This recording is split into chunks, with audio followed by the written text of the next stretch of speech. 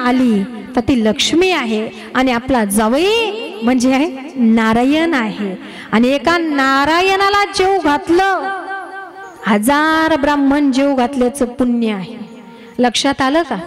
म्हणून जावयाला जेव घातलं 1000 ब्राह्मणांना जेव घातल्याचं पुण्य।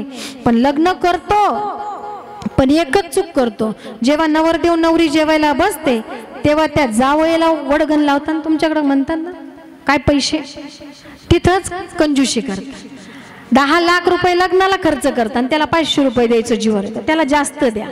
एवढे लोक जीव घालण्यापेक्षा पुण्य तेवढंच आहे। पण एक जावई नाराज केला तर दुःख आहे, म्हणून नारायणाच्या रूपाने आहे। म्हणून तर सांगितलंय की लक्ष्मी वल्लभ तया जवळी, जिथं लक्ष्मी आणि वल्लभ भगवान परमात्मा अनेक रूप धारण करतात। आणि हा जो काही सोहळा लक्ष्मी माता ही समुद्र मंथनातून म्हणजे एकदा निघालेली लक्ष्मी माता मूळ आहे, पण इंद्रदेवताद्वारा हत्तीच्या म्हणजे दुर्वास ऋषींनी जी माला दिली, इंद्रदेवाला दिली पुष्पमाला, फुलांची माला, आणि त्यांनी हत्तीच्या गळ्यामध्ये टाकली आणि हत्ती ऐरावत हत्तीच्या सोंडेतून ती निसटली आणि पावलाखाली चिरडल्या गेली। तर दुर्वास ऋषींना राग आला आणि तिथं शाप दिला, जा तुझी संपूर्ण संपत्ती समुद्रात नष्ट होईल। शरण गेले इंद्रदेव, विचारणा केली काय करावा, सांगितलं समुद्र मंथन करा आणि त्याच ठिकाणी पुन्हा ही लक्ष्मी पूर्ववत होऊन प्रगट झाली। तो दिवस दिवाळीचा दिवस, लक्ष्मी पूजनाचा दिवस आहे। म्हणून जेव्हा निघून गेलेली लक्ष्मी पुन्हा प्रगट व्हावी म्हणून आम्ही लक्ष्मीचं पूजन करतो। तो सण म्हणजे दिवाळीचा सण आहे, जेव्हा समुद्र मंथन झालेलं आहे। अशा लक्ष्मीचं आम्ही स्वागत करतो, पूजन करतो। पण हरीशिवाय ती अपूर्ण आहे, नारायणाशिवाय ती अपूर्ण आहे। मग जेव्हा जेव्हा विवाह सोहळे अनेक पद्धतीने संपन्न झाले, तोही दैदिप्यमान सोहळा आपण या ठिकाणी साजरी करूया। म्हणून अशा लक्ष्मी मातेचा विवाह भगवान विष्णूंशी जसा थाटामाटामध्ये संपन्न झाला, आपणही या सोहळ्याचे साक्षीदार माझ्या लक्ष्मी मातेच्याच अंश अवतार इथे आज कन्येच्या रूपाने असेल, पण ही लक्ष्मी माता तुमच्या आमच्यावर प्रसन्न होत राहो आणि माझ्या नारायणाची हरीची ही कृपा आपल्यावर होत राहो। म्हणून हा सोहळा कथेमध्ये आपण करत आहोत। अशीच शक्तीच्या रूपानं आणि हरीच्या कृपा आशीर्वादानं नारायणाचा जप लक्ष्मी नारायणांचं आपण स्वागत करणार आहोत। सर्वांना अक्षदा मिळाल्या असाव्यात म्हणून अक्षदा वाटायच्या आहेत आणि इथे विवाह संपन्न सोहळा होईल म्हणून कोणीतरी येऊन अंतरपाठ धरायचा आहे।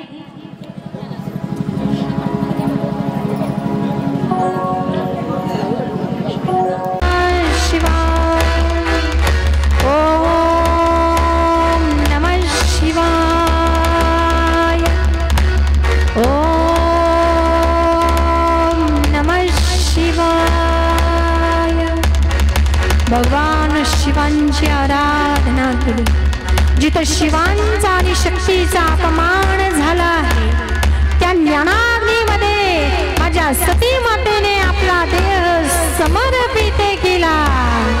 सती माता की जय।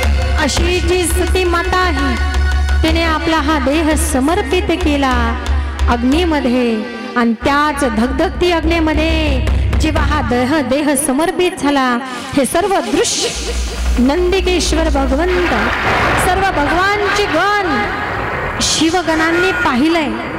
त्याच अग्नीतून जो धूर निघाला, याच धुरातून माझी आदि माया शक्तीने अंश रूपाने एक रूप धारण केलं।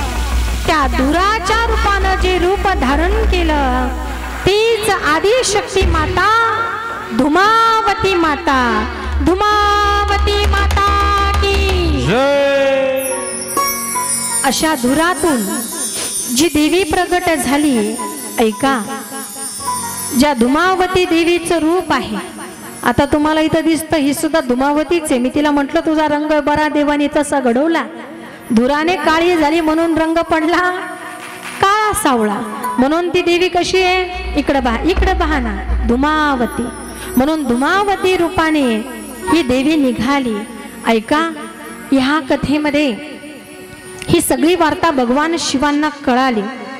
भगवान शिव क्रोधित झाले आणि आपल्या जटा आपटल्या आहे.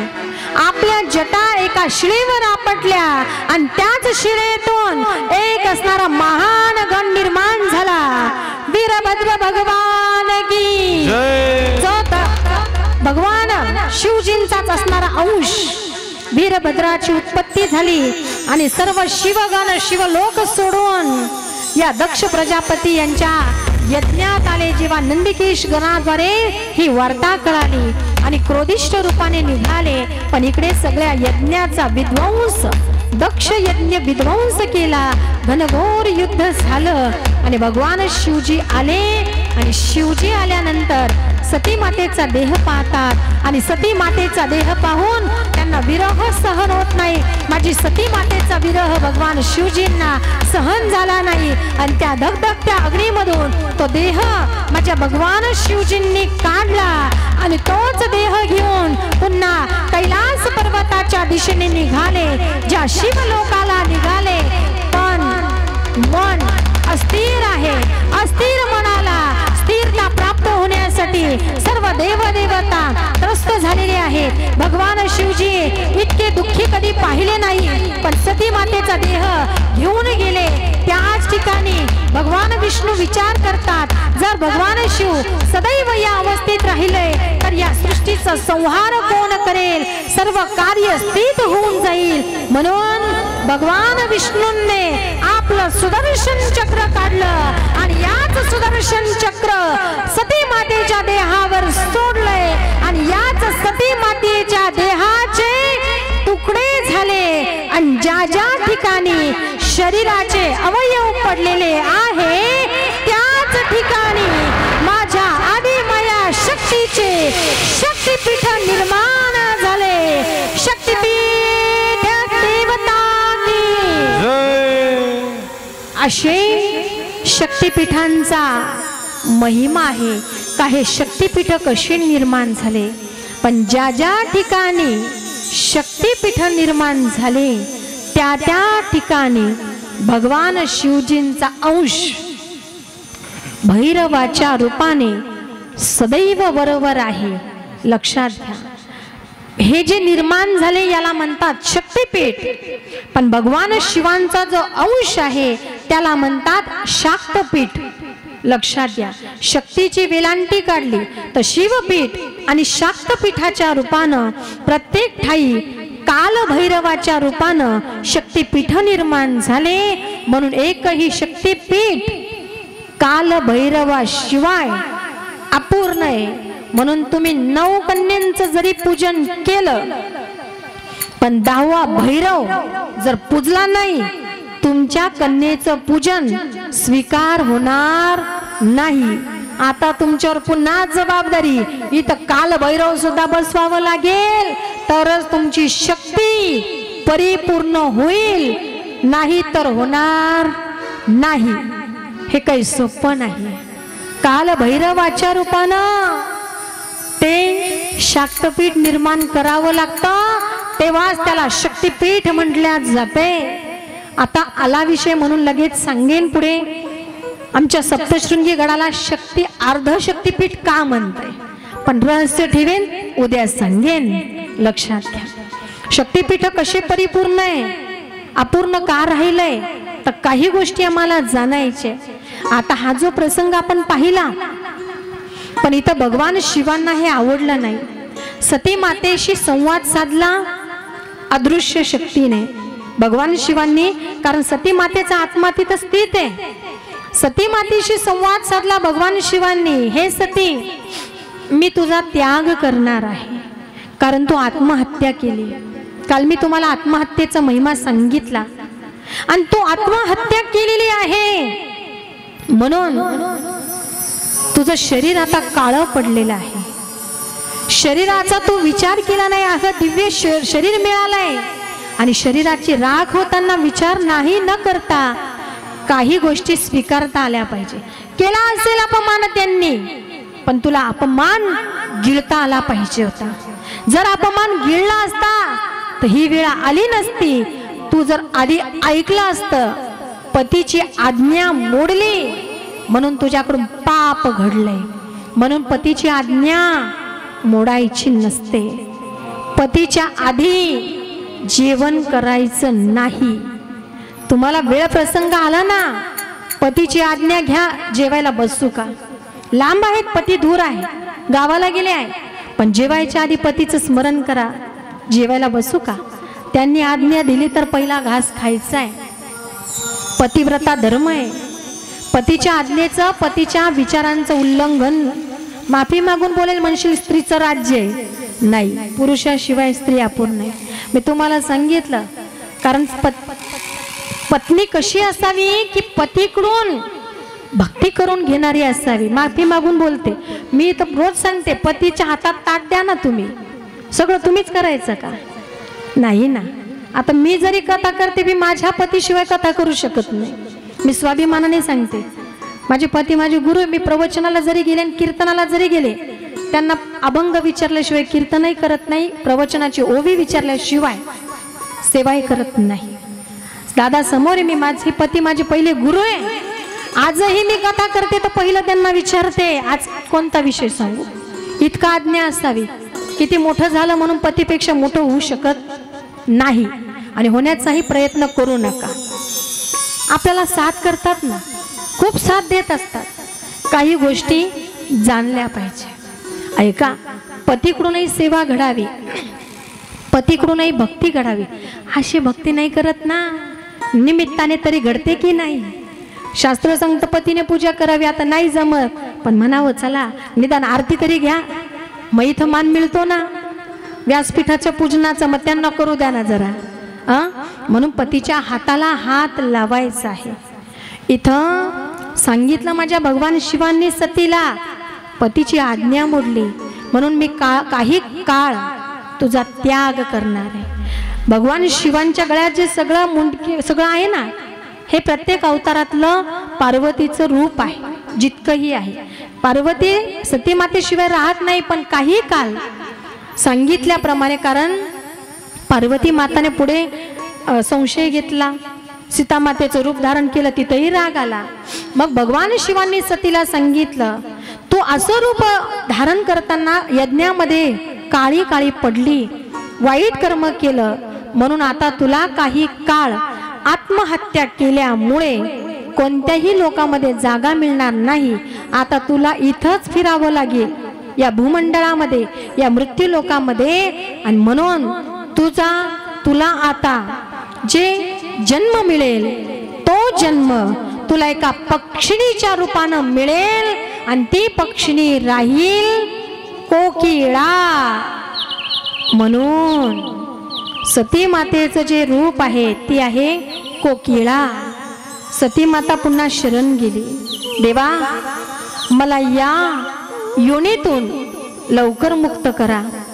म्हणून पुढे भगवान शिवांनी सांगितलं, या योनीतून तुझी मुक्ती करण्यासाठी एक स्त्री शक्तीच तुला कार्य करेल. तुझ्या नावाने जी कोणी कोकिळा व्रत करेल तेव्हा तुझा कोकिळा योनीतून मुक्ती होऊन पुन्हा पार्वतीच्या रूपानं तुला अवतार धारण करायला मिळेल. म्हणून कोकिळा व्रताचा महिमा सांगितला. केले का तुम्ही कोकिळा व्रत? वा वा. कोकिळा व्रताचा महिमा आम्हाला कधी कळायचा? कथेतून आम्हाला हा महिमा कळावा म्हणून धुमावतीच्या रूपानं. आणि त्या ठिकाणी इथं कोकिळा दाखवली बघा वरती. आणि पुढे सांगितलं हातामध्ये सूप घेऊन फिरावं लागेल. आता त्या सणांच्या वगैरे रूपाने बघा ती देवी निघते. होळीच्या वेळी हसळी सूप घेऊन, शिरई घेऊन, मातंग रूपाने असे छोटे छोटे अवतार याच कर्माच्या चुकीमुळे सती मातेला अंश रूपाने ते अवतार धारण करावे लागले आणि त्याच ठाई तुम्ही भक्तांचं रक्षण करण्यासाठी आपला अवतार कार्याचं आपण कर्म करावं, अशा पद्धतीने जे काही मंगल कार्य होण्यासाठी आमच्या आई भगवतीने जे अवतार धारण केले, अशा भैरवाचा महिमा आपल्यालाही कळावा म्हणून पुढे हीच सती माता जेव्हा हे दुसरं पहिलं शरीर त्याग करते, दुसरं शरीर धारण करते आणि हे शरीर धारण करताना जो अवतार हिमालय आणि मेनावतीच्या उदरी पार्वती मातेच्या रूपानं झाला। आता ही कथा पुढेची शिवमहापुराणामध्ये विस्ताराने आहे, कारण तारकासुराचा त्रिपुरासुराचा या आसुरी शक्तीचा नायनाट करण्यासाठी हीच सती पुढे पार्वतीच्या रूपाने अवतार धारण करते। नमः पार्वती पते हर हर महादेव। म्हणून अशीच कर्मदोष सांगितले जातात। महाराज जन्मेजयाने पुन्हा विचारलं, मग अशा कर्मातून मुक्ती मिळवण्याकरिता मुक्तीचा महिमा जाणायचा आहे, तर असं कुणाच्या बाबतीत अजून घडलं का? म्हणे देवादिकांमध्येच घडलंय, घाबरू नका। मग देवादिकांमध्ये हे सगळं घडलंय। आता आपल्याला आज शिवपार्वती सुद्धा विवाह करायचा होता, लक्ष्मीनारायणाचा आता विवाह संपन्न होणार आहे, पण आता मनोमन स्वीकार करा, माफी मागून बोलेल, कारण लेकरं तयार होत नाही, मुली तयार होत नाही ना। मी आता खोटं नाही सांगत, दीदी पुढच्या पोरी साक्षीदार आहे, हिला खूप वेळ शिकवलं, पण ते ऍक्टिंग किंवा ते रोल करायला थोडं घाबरतात। आता इथून पुढे त्यांना सवय होईल। मग शिव पार्वती विवाह थाटामाटामध्ये संपन्न झाला। त्यांच्या उदरी कार्तिकजी स्वामी, गणपती बाप्पा, मा मैया नर्मदा ही धारेच्या रूपानं असा परिवार अंश रूपाने हीच आई भगवती रूप अवतार धारण करते आणि या कार्यासाठी शिव आराधना करून कुणाच्या कर्मातून कुणाला मुक्ती मिळाली, तर त्याच ठिकाणी सांगितलं सती विरहाचा जो काही विरह शिवजींनाही स्वीकार करता आला नाही, असाच विरह सप्त ऋषी देवादिदेव यांच्याही बाबतीत घडला का? मग पुढे वर्णन सांगितलं की स्वतः अनेक दैत्य मारण्यासाठी देव अवतार धारण करतात। मग वृतासूर असतील, अनेक दैत्यांचं वर्णन भागवत आणि देवी भागवतामध्ये आहे। मग पुढे जसा शिव पार्वती विवाहाचा संबंध सांगून राम अवतारामध्ये येतात, पुन्हा रामचरित्र सविस्तराने सांगतात आणि त्याच ठिकाणी आपल्याला नारद महर्षींचं जीवन सांगतात। संत ऋषी परंपरा, देव संत ऋषी हे आपल्या जीवनाची सनातन वैदिक हिंदू धर्म संस्कृती आहे। म्हणून असा जो प्रसंग नारद महर्षींच्या बाबतीत घडला की एकदा नारद महर्षी विहार करत होते, हातामध्ये चिपळा घेऊन गळ्यामध्ये विणा धारण केला आहे। आता विणा हे विद्येचं प्रतीक आहे, स्वराचं प्रतीक आहे आणि नारायण नारायण नामाचं चिंतन करून नारायण श्रीमन नारायण श्रीमन नारायण नारायण नारायण नारायण श्रीमन नारायण श्रीमन नारायण नारायण नारायण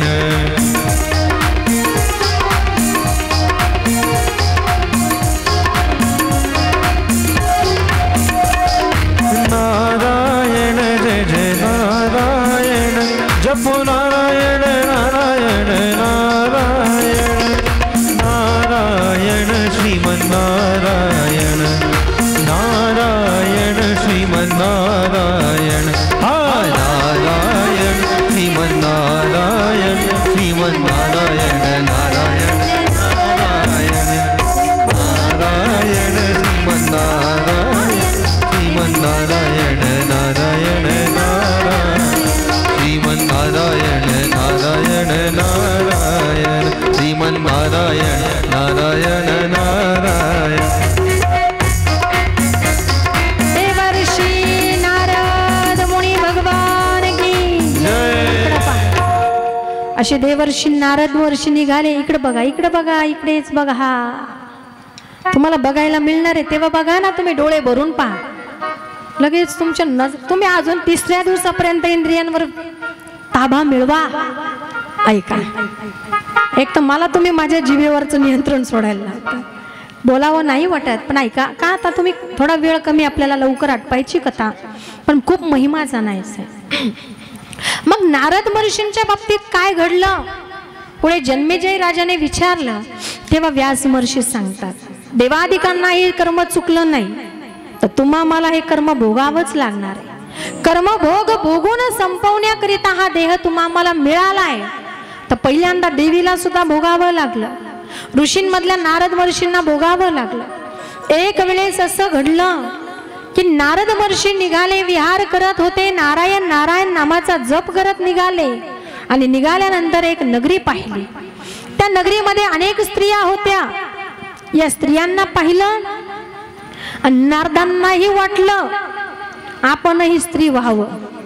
बघा, नारदांनाही वाटलं आपणही स्त्री व्हावं आणि म्हणून त्यांनी देवाकडे मागणी केली.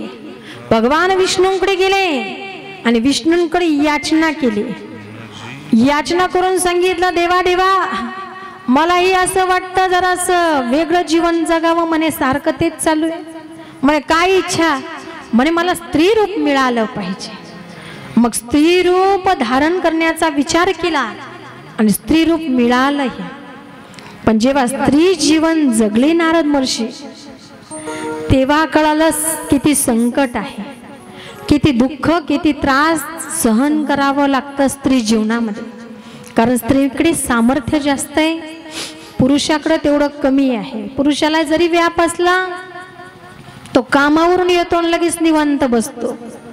एक स्त्री आणि एक पुरुष दोघंही शिक्षक समजा, दोघंही शिक्षक आहे समजा, पण पुरुषही शाळेतून येतो, घरी आला की हातपाय धुवून फ्रेश होतो आणि लगेच पलंगावर जाऊन पेपर वगैरे काही मोबाईल असेल काही असेल ते निवांत बसतो वाचन करायला, काय काम असेल ते करायला लागतं. पण स्त्रीवर किती जबाबदाऱ्या आहेत. जेव्हा स्त्री नोकरीहून तीही शाळेतून येते, काय जे नोकरीवर असेल ती घरी येते, हातपाय धुते, पण तिला पहिलं चहा ठेवावा लागतो. ठीक आहे कोणीतरी असेल घरात तर कोणीतरी पाजेल देईन, पण लगेच तिला स्वयंपाक करावा लागतो. एक स्त्री सगळं नातं निभावते. एवढं होत नाही, मुलं शाळेतून आलेले असतात, मुलांच्या जेवणाची तयारी. मग एखाद्या मुलाला दुसरी भाजी आवडत नाही तर ती आई किती थकलेली असते ना, ती म्हणते माझ्या दादाला हे आवडत नाही, त्याच्यासाठी वेगळी भाजी करते. पतीला हे आवडत नाही, मुलाला हे आवडत नाही, स्वतःचा विचारच करत नाही. कोणाला जर थोडं कमी पडलं तर ती दुसऱ्यासाठी लगेच उठून स्वयंपाक करेल. सगळ्यांची जेवण झाले आणि अर्धीच पोळी राहिली ना, ती म्हणते घेऊ एवढ्यात भागून, पण करत नाही. दुसऱ्यासाठी लगेच उठेल, पीठ मळेल, पोळ्या करेन, त्याला पोटभर जीव घालेल. एखादा पाहुणा अचानक आला, किती थकलेली शिनलेली भागलेली असेल तर लगेच करेल. मुलांचा अभ्यास घेईल, मुलांच्या उद्याची तयारी करून ठेवेल. सासू सासरे असतील त्यांची सेवा करेन. गावाचा काही व्याप असेल, काही आपल्यावर जबाबदारी असेल, सर्व कार्य करून ती सर्व कार्यामध्ये प्रणित होत असते. मग दुःख सुख सगळं स्वीकार करते. हे दृश्य नारद महर्षीने अनुभवलं आणि म्हणाले, नको नको देवा, माझा मी नारदच बरं होतो, नारदी नका करू, रद्द करा नारदी पद आणि मला नारदच ठेवा. मग देवाने सांगितलं, बघितलं ना कसं आहे, चला पुन्हा नारद करून दिलं. आता नारद करून दिलं आणि मग भगवान परमात्म्याचं जीवन पाहिलं आणि सगळ्या देवांच्या घरी जाऊन यायचे. कोण आपल्या पत्नी बरोबर आहे, सुखाने जीवन जगत आहे. मग नारदांनाही वाटलं आपणही विवाह करावा, नारदांना वाटलं आपणही विवाह करावा. मग देवाकडे विनंती केली, देवा स्त्री रूप काढून घेतलं, मग जाऊ द्या आता एखादं, माझी इच्छा आहे, मी एका नगरीतून जाताना मला दृश्य दिसलं, आता मला वाटतं विवाह करावा. म्हणे कोणती नगरी रे, चाल मला तिथं घेऊन. पण सांगितलं, देवा मी तुम्हाला घेऊन जाईन, पण तुम्हाला एक काम करावं लागेल, त्या नगरीमध्ये घेऊन जाईल ना तर तुम्हाला मला सुंदर रूप द्यावं लागेल. ऐका हा, सुंदर रूप द्यावं लागेल. देव हसले पण हो काही म्हटले नाही, हसले. ठीक आहे असं त्याला वाटलं का देव होकारा देतात. निघाले आणि त्याच ठिकाणी लगेच देवाने भगवान विष्णूंनी एक मायानगरी बनवली आणि या मायानगरीमध्ये सगळी माया ओतप्रोत भरली आणि तिथे मायानगरीमध्ये सगळेच देह निर्माण केले. देव देवता असू द्या, अनेक राजे निर्माण केले, राजकन्यांनी निर्माण केली आणि नारद वगैरे तिथे गेले आणि देवाने सांगितलं चल म्हणे आता तुझी इच्छा आहे, चला म्हणे त्या नगरीत जाऊ. त्या नगरीत गेले आणि नारद महर्षी म्हणे लक्षात आहे ना मी तुमच्याकडे काय मागितलं, चला नगरात प्रवेश करायच्या आधी, कारण या नगरीमध्ये दवंडी पिटलेली आहे की जो कोणी सर्व गुण संपन्न सुंदर असा राजस सुकुमार राजा असेल त्याला आमची कन्या सुपूर्त करणार आहोत.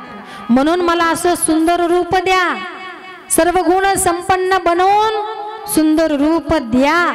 त्याच वेळेस भगवान विष्णूने हसले म्हणे चला आता पुढे द्या ना म्हणे रूप लवकर.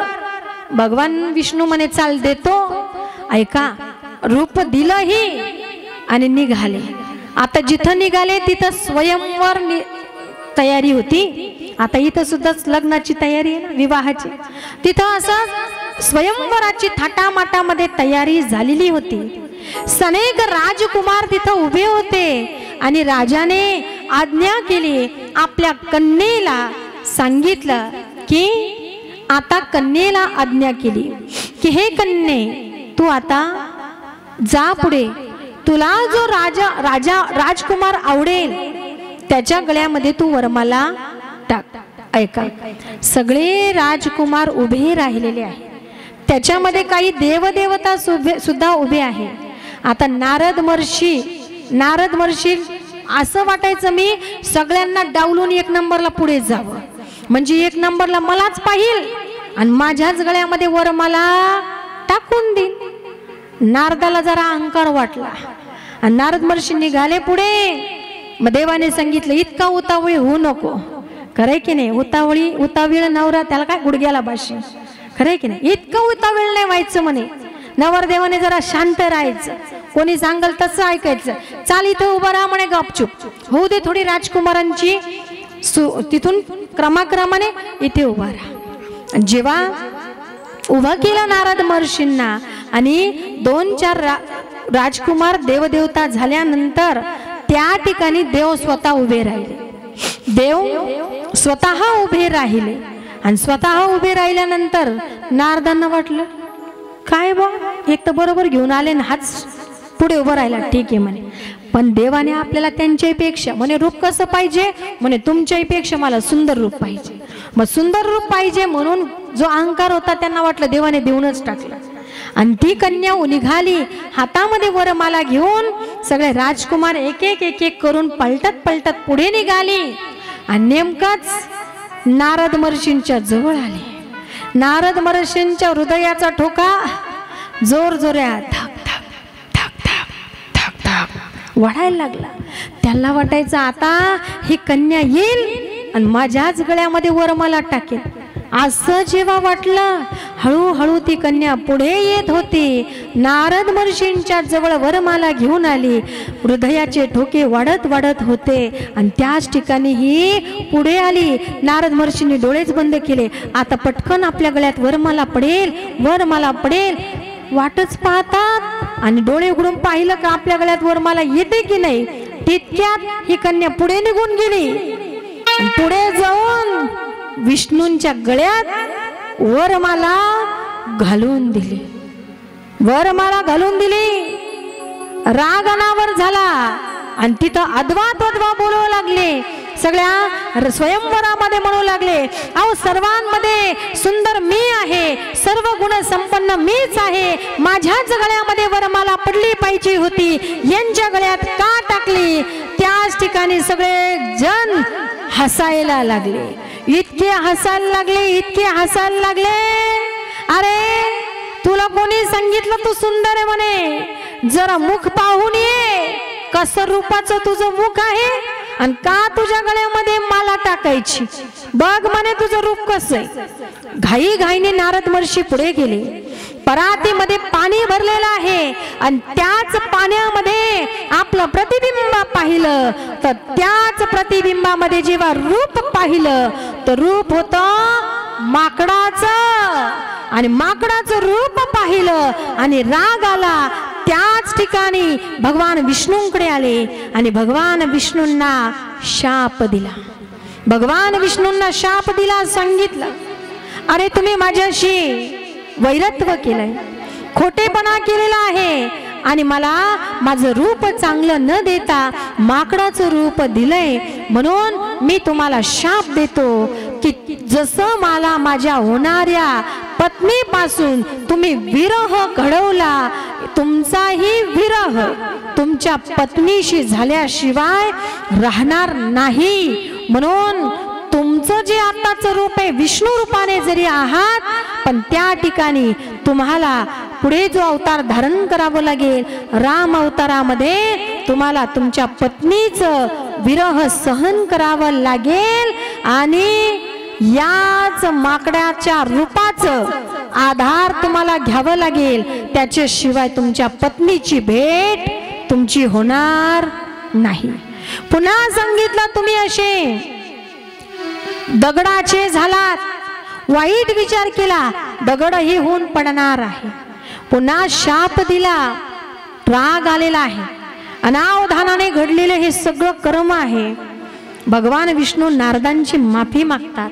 जेव्हा माफी मागत आहे तेव्हा नारद महर्षी विचार करतात की हे कर्म घडलंय, पण तुम्ही माझी चेष्टा केली, त्या चेष्टेला शापातून उशाप मिळण्यासाठी भगवंताला स्वीकार करावा लागला 14 वर्षाचा वनवास, पत्नी विरह, पती विरह.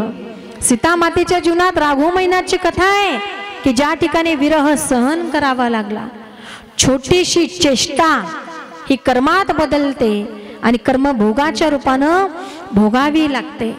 राजा जन्मेजयांना सांगितलंय, जसं राजा परीक्षितींकडून चूक झाली, कर्मभोग चुकलंय, भोगावं लागलं, संतांची चेष्टा केली, निंदा केली, म्हणून साधू संतांची कधी निंदा चेष्टा नाही आवडलं जाऊ नका, पण कुणाची निंदा कुणाची चेष्टा कधीच करायची नाही. त्याच ठिकाणी हे सगळं दृश्य पाहिलं, सांगितलं भगवान परमात्म्याने माफी मागितली, ठीक आहे. त्यावेळेस सांगितलंय की जो महिमा जाणण्याकरिता देवाने सांगितलं, नारदा तुला थोडा अहंकार झाला होता, ही सगळी नगरी जी आहे ती मीच निर्माण केली आहे, माया नगरी, आणि तुला याच्यातून मुक्त करण्यासाठी ही सर्व लीला मी केलेली आहे. म्हणून तू जो विचार करत आहे, कारण नारदांनी काय केलं होतं, इकडे लक्षात थांबून ठेवा, नारदांनी काय केलं होतं, भगवान विष्णूंना त्यांची पत्नी मागितली होती. भगवान विष्णूंना तुमची पत्नी मला द्या. भागवतामध्ये कृष्णालाही मागितलं नाही, गाडी का घेतली की नाही आणि दोघं आले की नाही, काही एकटीच आली. सगळ्या पद्धतीने तिला दुखवलं आहे आणि दुखवल्याच्या अंतकरणाने त्या ठिकाणी ही सती दुःखी झाली. थोडं ऍक्शन कर ना बाई, शिकवलं ना तुला मी, ऍक्शन कर, या मुलींशी बोल जरा, हा बोला ग, थोडं थोडं तिच्याशी ऍक्शन करा, हा छोट्या पोरी बोला. त्या ठिकाणी तिने विचारणा केली, बाबा कुठे आहे, आई कुठे आहे ग, आई कुठे आहे, बाबा कुठे आहे, विचारणा केली. म्हणे आम्ही तर इकडं किती केव्हाच मजा मारत आहे, सगळ्या आईला वडिलांना आम्ही मदत केलं, पूजा पाठ इतकी सुंदर संपन्न झाली. अगं तू येताना तर उशिरा आली, बरे आली तर आली, जा आता आई आतमध्ये आहे, आईला भेटून घे.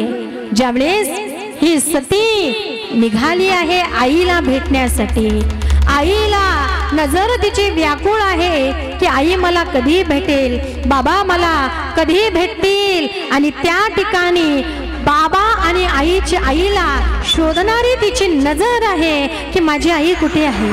तितक्यातच आईच्या हातामध्ये पूजेचं ताट आहे आणि आई तिकडून येतेच आहे, तर त्या ठिकाणी पाहिलं आणि आईला जवळ जावं वाटलं यांना काढून द्या, आईला जवळ घेऊन जावं वाटलं तर त्या ठिकाणी आईने नुसतं पाहिलं आणि आईने फक्त विचारलं आलीस का, बरं आहे का. आईने 2 शब्द प्रेमाने बोलावा तिला वाटत होतं आईने मला मिठीमध्ये घ्यावं, आईच्या प्रेमाला मुकलेली ही कन्या आहे, आईला जवळ घ्यावं, आईच्या कुशीमध्ये जावं आणि आईच्या मायेचा हात माझ्यावर पडावा, आईने विचारणा करावी बाळा तू बरी आहे का. अहो इतर कोणी बोलत नाहीये पण स्वतःची आई बोलत नाही. दुःख सहन झालं नाहीये माझ्या सती मातेला. सती माता आईने फक्त पाहिलं आणि पुढच्या कामाला निघून गेली. आई निघून गेलेलं पाहिलंय आणि दुःखी अवस्थेमध्ये माझी सती माता विचार करू लागली आणि विचार करत असताना तिची नजर गेली आपल्या पित्याकडे.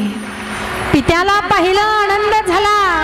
आपले पिताश्री हे प्रजापती झालेले आहेत म्हणून पित्याचे चरण स्पर्श करावे या बहाण्याने ती गेली आणि बहाण्याने पित्याजवळ जाते, गुडघे टेकून बसते आणि गुडघे टेकून आपल्या पित्याचा आशीर्वाद घ्यावा असा विचार करते आणि विचार करून दर्शन घेणार. पित्याच्या चरण स्पर्शाला स्पर्श करावा वाटतंय त्याच ठिकाणी पिता पुढे जाऊ लागले. हे दुःख पाहिलं, पित्याने प्रेमाने आशीर्वाद द्यावा हे वाटलं पण पित्याने आशीर्वाद न देता पुढे जाऊ लागले. क्षणार्धात दुःख भरून आलंय. अरे सगळे बाजूला सारतील पण माझ्या बापाने माझ्या पित्याने मला दूर लोटलंय. पित्याने जवळ घेऊन बोलावं तर पित्याने शब्द प्रेमाचे न वापरता अपशब्द वापरले. कोणी आमंत्रण दिलं तुला, का आलीस इथे, आमंत्रण दिलेलं नव्हतं का आली. त्यावेळेस सती अंतकरणामधून द्रवीभूत झाली. सैरा वैरा नजर फिरू लागली. सगळ्या यज्ञ मंडपाकडे नजर फिरवली आहे. सगळ्या देवदेवता विराजमान आहे आपल्या पत्नी समवेत पण त्याच ठिकाणी माझ्या पतीला स्थान नाही, माझ्या शिवाला आसन नाही हे पाहिलंय आणि शब्द आठवले की माझे पती मला जे ज्ञानोपदेश करत होते की हे सखे हे प्रिये जाऊ नको, जिथं आमंत्रण नाही तिथं जर गेली तर अपमान झाल्याशिवाय राहणार नाही. अंतकरण दुःखी झालंय, अंतकरण द्रवीभूत झालंय त्या अवस्थेमध्ये आणि विचार केलाय मी माझ्या पतीची आज्ञा मोडली आहे आणि या आज्ञेचं पालन न केलं आणि आज्ञा मोडण्याचं पाप माझ्याकडून घडलंय. आता मी हे मुख घेऊन परत माघारी कसं जाऊ आणि शिवांना कोणतं मुख दाखवू आणि म्हणून हे मुख आता शिवांना दाखवायचं नाही. यज्ञ बघितला त्या नजरेने आणि विचार केलाय त्याच ठिकाणी आपली शक्ती प्रगट करण्यासाठी त्या ज्ञानाग्नीला पाचारण केलं आहे. त्या ज्ञानाग्नीला पाचारण केलं आहे आणि ज्ञानाग्नीला पाचारण करत असताना हीच आदी माया शक्ती सतीच्या रूपानं आपल्या माहेराला जेव्हा गेली आहे, माहेराला जात असताना जो अपमान झालाय, अपमान सहन झाला नाही. अहो ज्या कारणास्तव मी ज्या आशेने इथं आले ती आशा भंग झाली. आता माझ्या निराशेचं मुख घेऊन मी कसं माघारी कैलास पर्वतावर जाऊ म्हणून पुनश्च विचार केलाय. ही आई भगवती आपला देह समर्पित करायचा विचार करते आणि जो यज्ञ जिथे आरंभिलेला आहे, जो अग्नी प्रज्वलित झालेला आहे त्या अग्नी देवतेला वंदन केलेलं आहे. अग्नी देवतेला नमन करते आणि नमन आहे जी शिवशक्तीचं ऐक्य साधणारी आई भगवती आहे. म्हणून त्या शक्तीचं आम्हाला महिमा जाणण्याकरिता पुढे वर्णन करून सांगितलंय. की आई भगवतीची आराधना कशी करावी, आराधना करत असताना म्हणून नवरात्र कालावधी सांगितला आहे. प्रश्न विचारला, मग ही आई भगवती नेमकी कशी प्रकट होते, कशी प्रसन्न होते? राजा जन्मेजय सांगतात, आम्हाला सांगा. म्हणून पहिल्यांदा नवरात्र महिमा सांगितला. आपण ऐकलंय, नवचेतना देणारी, राजसी ज्या पद्धतीने विघ्नांचा नाश करणारी, राजसी मुद्रा असणारी आणि त्रिविध तापातून मुक्त करणारी. पण आई भगवती कुमारिकेच्या रूपानं अवतार धारण करते. म्हणून कुमारिका पूजन कसं करावं हे पुढे वर्णन करून सांगितलंय. मग कुमारिका पूजन करताना 1 वर्ष ते 10 वर्ष अशा वयापर्यंतच्या कन्या पूजनीय आहे. 1 वर्षाच्या आतली पूजन करण्यासाठी योग्य नाही. 1 वर्षानंतर, कारण हा जीव परिपूर्ण असला पाहिजे. म्हणून ज्यावेळेस तिला 2रं वर्ष चालू असतं त्यावेळेस ती कुमारी आहे. 3 वर्षाची कन्या ही त्रिमूर्ती आहे. 4 वर्षाची कन्या ही कल्याणी आहे. 5 वर्षाची कन्या ही रोहिणी आहे. 6 वर्षाची कन्या ही कालिका आहे. 7 वर्षाची कन्या ही चंडिका आहे. 8 वर्षाची कन्या ही शांभवी आहे. आणि 9 वर्षाची कन्या ही दुर्गा आहे. 10 वर्षाची कन्या ही सुभद्रा आहे. म्हणून अनेक रूपाने ही नटलेली देवी आहे. असा एक राक्षस आहे, ज्या राक्षसाचं नाव आहे दुर्गम. या दुर्गम राक्षसाला स्वतः आई भगवतीने मारलंय. काही नावं देवीचे कशी पडले आपण ऐकलं. ज्या ज्या भक्तांना, ज्या असुरांना मारलं त्याच्यामुळे आई भगवतीचे नावं पडले. इतरांनी हे नावं ठेवले. पण ज्या वेळेस दुर्गम राक्षसाला मारलं आहे त्यावेळेस आई भगवतीने सांगितलं, या दुर्गम राक्षसाचा मी वध केला आहे, म्हणून इथून पुढे माझं मुख्य नाव दुर्गा राहील. कारण तो दुर्गम राक्षस सुद्धा शरण गेला. हे आई, माझं अपराध पोटात घाल, मला क्षमा कर. आणि क्षमा याचना केल्यामुळे स्वतः त्या राक्षसाचं नाव स्वीकार करून घेतलं. आणि म्हणून इतकं स्थान दिलं त्या नावामध्ये की आरतीची प्रथम सुरुवातच काय आहे, दुर्गे दुर्गट भारी तुझ विन संसारी, अनाथनाथे अंबे करुणा विस्तारी. वारी वारी जन्म मरण. बोला, सिगरेटचा वास कुठून येतोय? कोणी असेल तर बाजूला जा. विजय जय विजय महिषासुरमर्दिनी नित्यासुरमर्दिनी सुरवर ईश्वर वर दे तारक संजीवनी. जय देव विजय देव. काय सांगितलं जी? तारक संजीवनी आहे. ज्या ज्या दैत्यांना मारलं आजही ते संजीवन रूपाने बरोबर आहे. लक्षात आलंय की नाही? ज्यावेळेस दुर्गम राक्षसाला मारले म्हणून दुर्गे दुर्गट भारी. दुर्गट शब्द सुद्धा दुर्गम नावाचा राक्षस मारलाय. जे दुर्गम आहे, कोणालाच शक्य होऊ शकत नाही असं दुर्घट कार्य केलंय दुर्गम राक्षसाला मारून. म्हणून दुर्गे दुर्गट भारी तुझ विन संसारी. संसार चक्र आहे, माया जाल आहे. याच्यातून मुक्त होण्यासाठी, असुरी शक्तीचा नायनाट करण्यासाठी आई भगवती कुमारिकेच्या रूपाने अवतार धारण करते. स्त्री मधली असणारी प्रकट शक्ती अप्रकट रूपाने आहेच ती प्रगट रूपाने आम्हाला जाणण्याकरिता ती पुन्हा पुन्हा आमच्यामध्ये समाविष्ट व्हावी याकरिता जे रूप धारण केलं म्हणून ती कुमारिका आहे. म्हणून कुमारिकेचं पूजन केलं जातं. काल मी कुमारिकेचं पूजन कसं करावं हे सांगितलं. म्हणून कुमारिका लक्षात ठेवा, मारू नका. गर्भातही मारू नका आणि घरातही मारू नका. त्यांचं रक्षण करा, त्यांचं पूजन करा. जेव्हा मी कुमारिकेचं पूजन करतो तेव्हा दुःख दारिद्र्याचा नाश होतो, शत्रूंचा नाश होतो, आयुष्य शक्ती ही वाढत असते. धर्म अर्थ काम मोक्ष हे 4ही पुरुषार्थ साधता येतात, आपल्याला लाभ होतो. धन धान्य वृद्धी होते, वंश वृद्धी होते, ऐश्वर्य संपत्ती प्राप्त होते, शत्रूचा नायनाट होतो आणि मनोकामना पूर्ण होतात. विजय प्राप्त होणं आणि संकट नाश करून भुक्ती मुक्ती प्रदान करणारी ही कुमारिका आहे. पण मुलींना चांगलं संस्कार द्या, शिकवण द्या.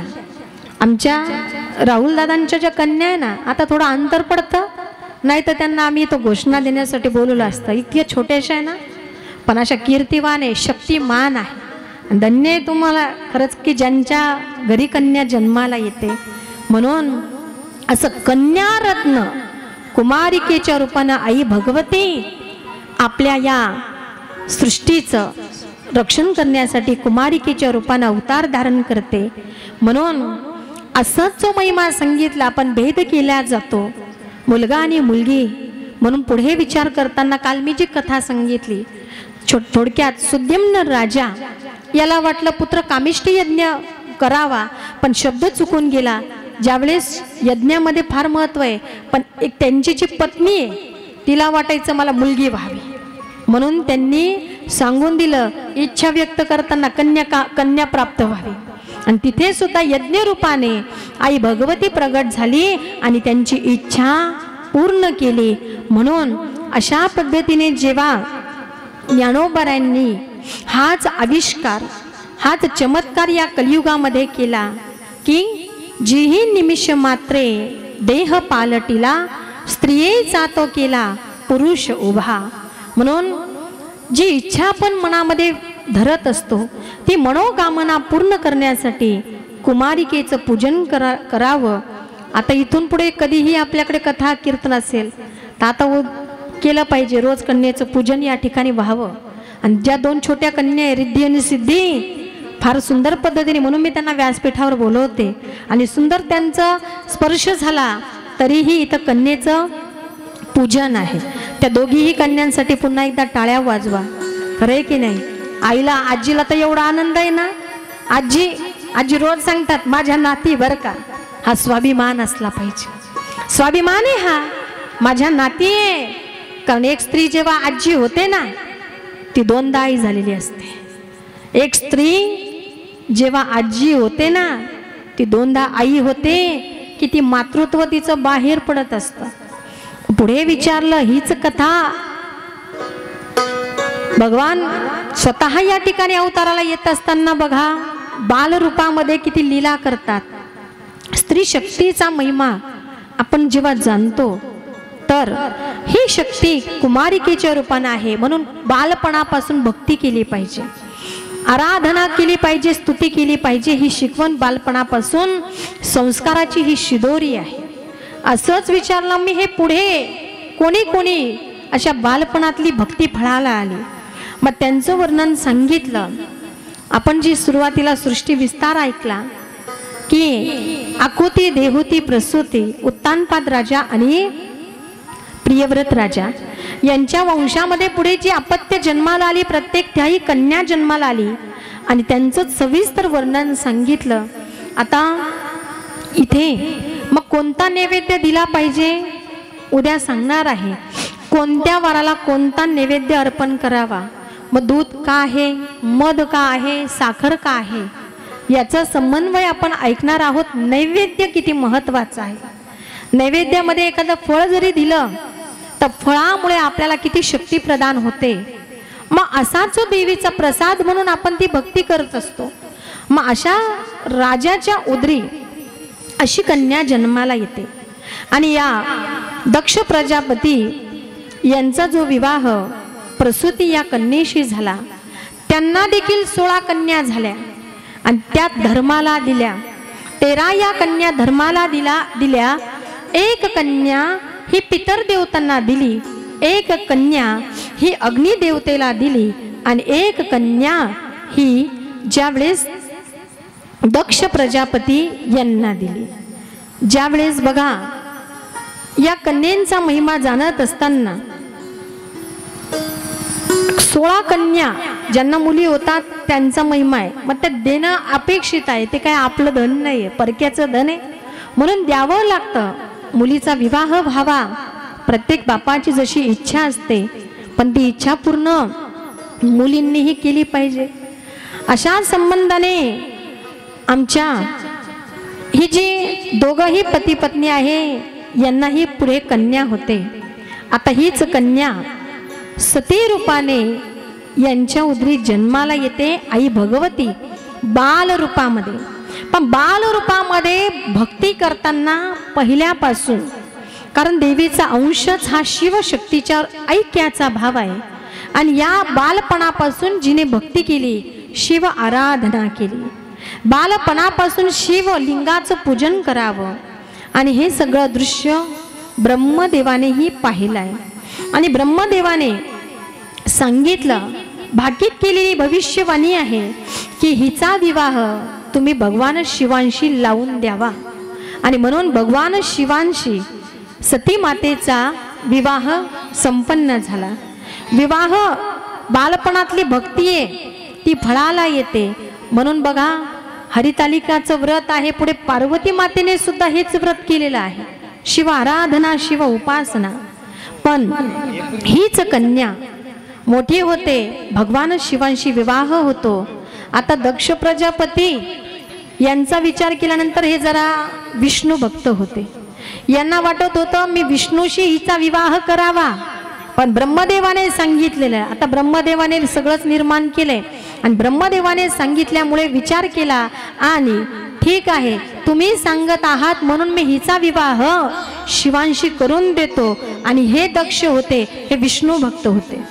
आता दक्ष म्हटल्यानंतर उभागंध लावायचे. आता असं आहे, उभागंध लावतात म्हणजे ते विष्णू भक्त, आणि आडवा गंध लावतात ते म्हणजे शिवभक्त. मनात इच्छा नसताना विवाह करून दिला, आणि त्या कारणास्तव थोडा राग मनामध्ये होता. राग इतका होता कारण हे शिव कसे आहेत म्हणे, स्मशानीचा देव, ना कपडे, ना घर, ना दार, ना काहीच नाही. थोडंसं वाईट वाटायचं. एक दिवस सभा रंभली गेली कणखल क्षेत्रामध्ये, त्या नर्मदा नदीच्या तीरावर हरिद्वार या क्षेत्रामध्ये एक सभा आरंभल्या गेली, आणि त्या सभेमध्ये सगळ्यांना बोलवल्या गेलं. सगळे देवदेवतांना बोलवलं गेलं. सगळे देवदेवता आसनस्थ आहे, आणि त्याच ठिकाणी दक्ष हे प्रवेश करतात. जेव्हा दक्ष प्रवेश करतात, सगळे देवदेवता त्यांना उभे राहून वंदन करतात. पण माझे भगवान भोलेनाथ आसनस्थ आहे आणि चिंतन चालू आहे. जेव्हा चिंतन चालू आहे, ते चिंतनामध्ये व्यस्त असताना समजलंच नाही की दक्ष राजा कधी आले. हाच राग दक्षांच्या मनात सदैव राहिला की सगळे देव उभे राहिले, पण भगवान शिव उभे राहिले नाही, आणि ब्रह्मदेव सुद्धा उभे राहिले नाही. आता ब्रह्मदेव उभे राहिले नाही, ठीक आहे, कारण हे माझे वडील आहे. ब्रह्मदेवाच्या अंगठ्यापासून दक्षांचा जन्म झालेला आहे, नेत्रांपासून अत्री ऋषींचा जन्म झालाय, म्हणून आपली परंपरा तिथून आहे. आता ठीक आहे, ब्रह्मदेव उभे राहिले नाही, ते माझ्या पित्याच समान आहे, पण या शिवाने तर उभं राहायचं ना म्हणे. विचार केला आणि तोच राग मनामध्ये ठेवला. पण भगवान शिवांना काहीच माहित नाही. चिंतनामुळे सगळी सभा आटोपली, सगळा निर्णय झाला, आणि त्या सभेमध्ये निर्णय घेण्यात आला की दक्षांना प्रजापती पद दिलं जावं. आणि मग दक्षांना प्रजापती पद मिळालं आहे, म्हणून दक्षाला आनंद झाला, आणि या आनंदाचा उत्सव साजरी करावा याच्या निमित्ताने एक यज्ञ आरंभिला. आणि तो यज्ञ आरंभिला. आता यज्ञ आरंभिल्यानंतर सगळीकडे वार्ता पसरवली, सगळ्यांना आमंत्रण पाठवली की दक्ष प्रजापतींना जे प्रजापती पद मिळालं आहे याच्या आनंदाचा उत्सव म्हणून यज्ञ याग करण्याचं ठरवलंय. सगळ्या देवतांना आमंत्रित केलं, पण तो राग मनात होता भगवान शिवांना, आणि आमच्या सती मातेला काही आमंत्रण दिलेलं नाही. जेव्हा सती मातेला आणि भगवान शिवांना आमंत्रण नाही, सगळे देवदेवतांना आमंत्रण आहे, ठरल्या दिवशी यज्ञ याग सुरू झाला, आणि सगळे देवदेवता त्या सोहळ्याला निघाले. आता सोहळ्याला निघाले, पण सगळे देवदेवता आपल्या आपल्या वाहनांनी निघाले. ब्रह्मदेव निघाले हंसावर, विष्णू भगवान निघाले गरुडावर, सगळे देवता निघाले. नारद महर्षींची स्वारी निघाली. जेव्हा नारद महर्षी, कळीचे नारद, सगळ्या देवांना पाहिलं, म्हणे अरे कुठं आपल्याला तिकडंच जायचंय ना, जरा थोडं लांबून इकडून जाण्यापेक्षा जरा या मार्गाने जाऊ म्हणे. आता का जायचंय? कारण जवळून कैलास पर्वत आहे आणि मग थोडं कैलास पर्वताच्या जवळून स्पर्श करून जाऊ. सगळे देवतांनी आपली वाहनं वळवली, कैलास पर्वताहून निघाले. कैलास पर्वताच्या जवळून जात असताना एक एक वाहनांचा आवाज विमानाच्या रूपानं येऊ लागला आणि विमानाच्या रूपानं आवाज आला. त्याच ठिकाणी आमची सती माता भगवान शिव चिंतन आणि सेवा चालू. सती मातेने ऐकला, अरे कसला आवाज येतोय, कसला आवाज येतोय. आणि म्हणून पाहिलं तर सगळीच देवदेवता आपल्या वाहनांवर आरूढ आहे आणि निघाली. आणि तितक्यात नारद महर्षी जरा हळूहळू निघाले. मग विचारलं, निघाले, आवरले की नाही? सती माता म्हणाले, निघालेच. ऐका, हळूच विचारलं, कुठं निघालात? सांगितलं, अहो तुमच्या माहेरी निघालो आम्ही, तुमच्या दक्ष प्रजापतींच्या घरी यज्ञ आहे म्हणून आम्ही सगळे तिकडे निघालो, तुम्ही नाही येत का? विचारलं. पण सती मातेने दाखवलं नाही का आम्हाला माहीतच नाही. आलो निघालोच आहे, आता निघणारच आहे, चला तुम्ही पुढे, येतो मागून. म्हणून लक्षात घ्या, सती चरित्र शिकवते. आपलं संसारात किती दुःख असलं ना, उघड नाही केलं पाहिजे. संसारात किती यातना असेल, समाजाला दाखवलं नाही पाहिजे. लोक रडून ऐकतात आणि हसून सांगतात. शिकवणे संसाराच्या संबंधाने. का आमचा विवाह करून देताना आम्हाला बंधन दिलंय स्त्री शक्तीला? का कानामध्ये कानातले घातले जातात? ऐका, लग्न जमल्यावरच पहिला साखरपुडा होतो ना, तेव्हा दागिना दिला जातो. बरं, दागिना हलका नाही चालत, जाड पाहिजे. बाकीचे लगे पाहता किती ग्रॅमचे असतील ग, कमीच दिले, चांगले द्यायला पाहिजे होते 1-1 तोळ्याचे. वाटतं की नाही? मग कानातले का दिले? कानातले कानात घालायला सांगितले. ऐक हे कन्ये, आई बापांची शिकवण आहे. सासरकडून जरी आलंय, लक्षात ठेव, लोक तुझे कान भरतील. संसारामध्ये कानातले का घालायचे असतात? तुझे कान भरतील. कानांमध्ये जर जडत्व असेल ना, तर तुला सदैव आठवण ठेवायची आहे का कोणी वाईट सांगायला आलं ते ऐकायचं नाहीये. म्हणून तिच्या कानांना कानातले घालायला सांगितले. कारण लोक कान भरायला लवकर येतात. वा ताईंना समजतं, टाळी वाजवली म्हणजे मला बरं वाटलं. तुम्हाला नाही कळालं का? अहो, या गोष्टीसाठी टाळी वाजली पाहिजे. कारण आपल्याला कान भरवणारे लोक जास्त आहे, म्हणून आपल्याला बंधन आहे स्त्री जातीला. कानातले घातल्यानंतर बाई, गावातले शेजारचे भाऊबंद येतील, कान भरवतील, पण विश्वास ठेवू नको. कारण डोळ्यांनी पाहिल्याशिवाय विश्वास ठेवायचा नाही. कानांनी ऐकून कोण कोणाचं काय सांगेल, काही गोष्टी कानात घ्यायच्या किती हे शिकवण दिली. म्हणून एका कानाने जरी ऐकलं तर दुसऱ्या कानाने सोडून द्यायचंय, म्हणून कानातले दिले आहे. हातामध्ये बांगडी दिलेली आहे, स्त्रीचं सौभाग्याचं लेणं आहे, बांगडी घातली पाहिजे. अहो, सामर्थ्य, फार सामर्थ्य दिले. वेळ मिळाला तर मी सविस्तराने सांगणार आहे. त्या मनगटामध्ये शक्ती निर्माण व्हावी, शक्तीचं प्रतीक बांगडी आहे, लक्षात ठेवा. गळ्यामधलं मंगळसूत्र दिलेलं आहे. मंगळसूत्र का? 1 वाटी सासरची आहे, 1 वाटी माहेरची. पायांमध्ये पैंजण दिलंय, पायांमध्ये जोडवी दिलेली आहे. तिथं सुद्धा सासर आणि माहेर आहे. जेव्हा 1 पाऊल टाकते तेव्हा सासर आहे, 1 पाऊल पुन्हा टाकते माहेर आहे. सासर आणि माहेरचा समन्वय साधणारी एक स्त्री जननी, स्त्री शक्ती आहे. म्हणून पुन्हा अध्यात्म किंवा वैज्ञानिक दृष्टीने पाहिलं तर चांदीमध्ये शीतलता आहे आणि सोन्यामध्ये तेजस्वितापणा आहे. म्हणून सोनं आणि चांदीचा महिमा आहे. बघा माझी लक्ष्मी आई कशी आहे, सोन्याची आहे. सोन्याच्या पावलांनी महालक्ष्मी आली. लक्ष्मीशिवाय सोन्याचा अलंकार पायात घालण्याचा कोणाचाच अधिकार नाही. म्हणून चांदीमध्ये सामर्थ्य, चांदी शीतलता प्रदान करते. म्हणून चांदीची जोडवे, चांदीची पैंजण पायात असली पाहिजे. हाडं बळकट ठेवण्याचं सामर्थ्य चांदीमध्ये. बघा, बाळाला चांदी सोनं उघडून दिल्या जातं. का दिल्या जातं? कारण हे सगळं त्याला प्राप्त व्हावं. म्हणून गळ्यातला एक तरी अलंकार, नाही परिस्थिती 1 फुटका मणी तरी असावा, वाटतो की नाही सोन्याचा. म्हणून सुवर्णामध्ये ती शक्ती आहे, पण गळ्यामध्ये मंगळसूत्र घालत जा. आता नवीन फॅशन आली, अहो नावाचं पॅन्डल निघालंय. अहो वाटी गेली मंगळसूत्राची आणि अहो नावाचं पॅन्डल घरातील आरे तुरे नवऱ्याला आरे तुरे करत असेल आणि फॅशन दाखवते अहो नावाचं पॅन्डल. अरे त्याच्याशिवाय अपूर्ण आहे जीवन. लक्षात ठेवा, जे दिलेलं आहे ना सौभाग्याचं लेणं ते धारण करण्यासाठी शक्ती आहे. माझ्या सती मातेने एक विचार केला, माझ्या पित्याच्या घरी यज्ञ शृंगार केला, सगळी तयारी केली आणि लगबगीने पतीजवळ गेली, सगळं शृंगार धारण केलाय बघा आणि निघाली. पतीला सांगितलं भगवान शिव चिंतनात आहे, पण सांगितलं अहो प्रिय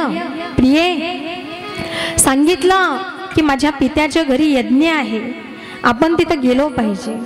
भगवान शिवांनी सांगितलं अगं आपल्याला आमंत्रण नाही आहे, आमंत्रण नसेल तर त्या ठिकाणी जाऊ नये म्हणे. मला माहीत आहे आई वडिलांच्या घरी, गुरूंच्या घरी, मित्राच्या घरी, एक जिवलग सख्याच्या घरी जाताना, कथा कीर्तनाच्या ठिकाणी जाताना आमंत्रणाची गरज नाही. पण ऐक सखे, काही ठिकाणी आमंत्रण नसेल तर जाऊ नये, जिथं मान नसेल तिथं जाऊ नये, कारण जिथं मान नसेल तर तिथं अपमान होतो. जिथं आमंत्रण नाही तिथं जर स्वतःहून गेलो तर अपमान होतो. ऐक, तिने सांगितलं नाही नाही माझ्या पित्याच्या घरी जायचे, मला आमंत्रणाची गरज नाही आहे, मी जाणार आहे, तुम्ही पण चला. सांगितलं ठीक आहे तुला जायचंय तू जा. नंदिकेश्वराला सांगितलं आणि सती माता नंदिकेश्वर काही घरांबरोबर आपल्या पित्याच्या घरी निघाले आहेत. जवळच पित्याच्या घराजवळ राजवाड्याजवळ आल्या आहेत सती माता. सगळे गण आहेत, नंदिकेश्वर भगवान आहे. पुढे प्रवेशद्वाराजवळ आल्यानंतर थांबले आहेत सगळे आणि माहेराची ओढ असणारी ही कन्या सती निघाली. माहेरामध्ये पाऊल टाकताच आनंद हर्ष रोमाने अगदी सुप्रसन्न अवस्थेमध्ये ही निघाली सती. आणि सती त्या ठिकाणी निघाली आणि सती माता ज्यावेळेस निघाली तर पुढे आली.